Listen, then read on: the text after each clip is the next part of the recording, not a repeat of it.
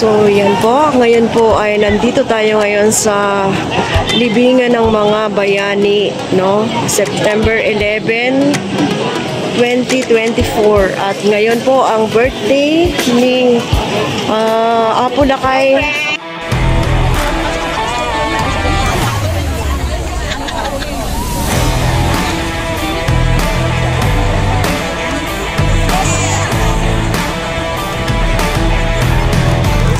Nandito na si Mamara. Wow. Nandito po tayo ngayon sa libingan ng mga bayani para sa birthday celebration po ng ating Ferdinand Marcos Sr. So, andito po si Chairman Marlon ng One Movement. Hello, good morning. Bati po kay Chairman. So, welcome to the celebration of the birthday celebration of the late Ferdinand Marcos Sr. Dito po sa libingan ng mga bayani Port Bonifacio, Taguig City. So, kasama ko po si Miss Mara Tamundong, of course. Kilala niyo po ang taong to, lalo na po pagdating sa Manila. Ayan, ako. Chairman, ano po masasabi niyo? Napakaraming tao ngayon as expected talaga. So, hindi may kakaila o may tatago talaga na maraming nagmamahal at sumusuporta sa ating mahal na late Ferdinand Marcos Sr. So hanggang ngayon, makikita nyo halos karamihan dito ay mga senior citizens. So lahat po ay sumusuporta. Ito yung privilege na rin ang mga sumusuporta kay Ferdinand Marcos, Bongbong Marcos Jr. Kaya nandito po at lalong dumarami ang selebrasyon dito sa Port Bonifacio sa libingan ng mga bayani.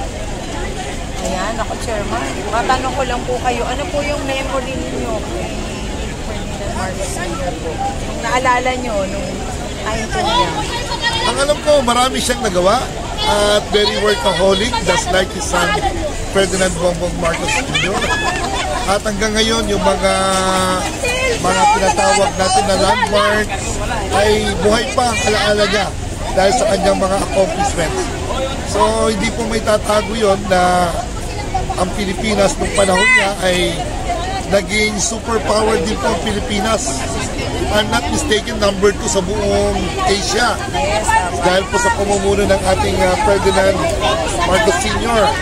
At ito lang po ay nagkaroon ng pagbabago dahil sa mga taong gusto umagaw ng kapangyarihan at personal interest. Kaya ang bansa po natin ay nagkaroon ng malaking suliranin, lalo na po sa insurgency, at lumami po ang mga aktivista, komunista para pabagsakin ang bansang Pilipinas. Ayan, ako, grabe. Ang lalim pala ng pinanggalingan ng memory po na kay Chairman Marlon. Kasi sa totoo lang po, Chairman, ako, when I was 8 years old or 9, during 1986, nasa Pampanga po ako noon, napanood ko siya, nangyayari sitwasyon sa Maynila.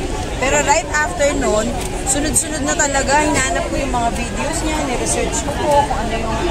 Ang gaganda pala ng ginawa talaga nung panahon po ng Ferdinand Marcos Sr. So, yun yung nagbigay din sa akin ng inspirasyon. Actually, dahil bata pa ako noon, hindi ako nag-rely dun sa nakita ko, pero yung damdamin ko, yung puso ko, na naramdaman ko, yung pagmamalasakit niya talaga sa ating bansa. Anyway, maraming salamat, Chairman Marlon. Yes, mabuhay kayo, Sana Madam po. Mara Tamundong. Yes, mabuhay din po ang One Movement na laging nandito, nakasuporta po sa ating gobyerno. Thank you po. God bless everyone. God bless. Ayan, haba ng pila. So, dito pa lang, ayan, masasaksihan nyo talaga na nagkakaisa tayo para sa isang damdamin. Nagkakaisa tayo para sa isang gusto nating matupad yung ating hangarin na maganda para sa ating bayan. Ito yung pagpapakita na ang Pilipino talaga ay para sa Pilipino. Kaya wag natin alisin yun sa damdamin ng bawat isa. Lahat tayo ay may karapatan, pero gamitin natin at itama po natin at gawin nating maayos para sa bansa natin, para sa mga Pilipino. Anyway, mamaya masasaksihan nyo po sa loob. Susubukan po natin mag-live ulit. Pero natutuwa ako kasi kabilang ako sa mga nakapula dito. Hindi lang sa damit, hindi lang sa kasuotan, kundi sa damdamin na rin. Ang puso ko po ay namumula para sa inyong lahat. Magandang umaga po. Hey, Thank you, ma'am. Ma'am Mara, sa Friday is birthday ni Pangulong Bongbong Marcos. May advance message po ba kayo sa kanya? Ako, happy birthday. Advance happy birthday po, President Bongbong Marcos. Ang wish ko lang talaga, tatagan nyo pa po ang loob ninyo dahil alam nyo naman, hindi rin biro ang inyong posisyon. Pero naniniwala ako na lahat ng ito ay malalagpasan ninyo. Makakaasa po kayo sa aking buong suporta sa lahat ng programang ibibigay po ninyo para sa mamamayang Pilipino. Ako po ay isa sa mga nagmamahal sa inyo at patuloy po na magbibigay talaga ng suporta para higit po nating makuha ang damdamin ng mga Pilipino. Sana po maging masaya kayo sa inyong birthday at sana good health, and para sa family, first family, alam ko yung ginagawa ninyo ay para sa kabutihan ng mamamayang Pilipino. Muli, advance happy birthday, Ferdinand Bongbong Marcos. Thank you. Ayan. Thank you. So, yan po. Ngayon po ay nandito tayo ngayon sa libingan ng mga bayani, no? September 11, 2024. At ngayon po ang birthday ni Apo Lakay. Morning. Hello. Ayan si Ma'am. Hello. Ayan, no. Asan kayo? Nandito kami. Okay. Sila Ma'am nandiyan na. Nandiyan na rin sila. So yan nga po at ang dami-dami na ritong tao, no, makikita, halos 1,000 na to na naghihintay para makapasok, no. So I think mga 7 o'clock na ang pasukan ang time. So eto sila, may mga tao pa rito sa jeep at naghihintay na lang ng hudyat para makapasok, no. So tingnan natin at abangan ninyo ang program mamaya na mga alas 9 po ang start ng program at syempre darating ang ating mahal na Pangulong PBBM.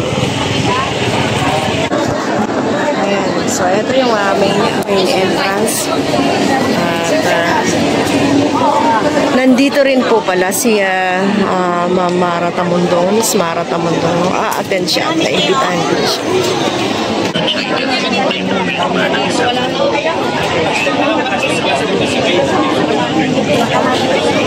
Maraming loyalista na nandyan pa rin, patuloy na nagmamahal, lalong-lalo na ngayon na nakaupo na ang ating kanyang anak, ang ating Pangulong Bongbong Marcos, na pinagpapatuloy niya ang mga na hindi nagawa ng ating dating mahal na Pangulong Apo Bacoy.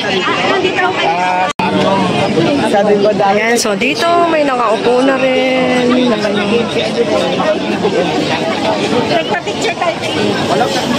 Hello!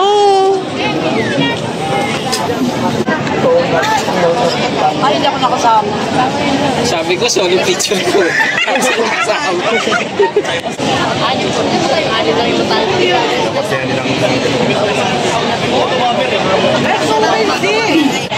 Ayan, so kanya-kanya silang pwesto ngayon dito.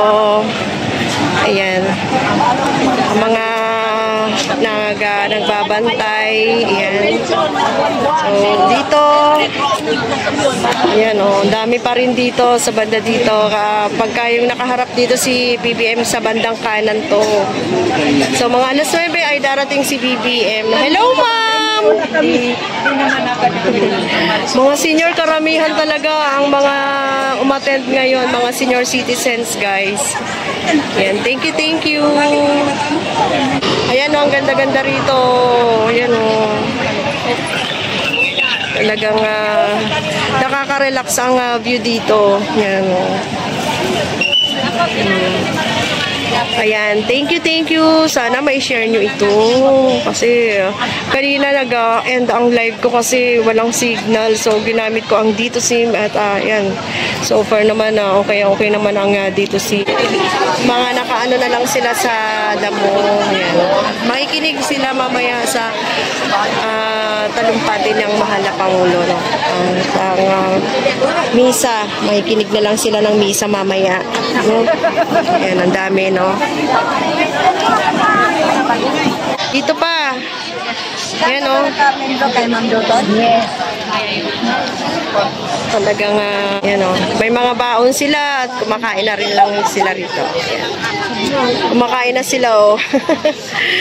Nagutom na. Sa bagay, wala talaga rito pagkakainan eh. Ayan o. Nandun sila lahat o. O. Ayan o. Kalat-kalat sila. Siyempre kumakain yan. Ayan. Kumakain yan. So, ako nga rin nagugutom na guys eh.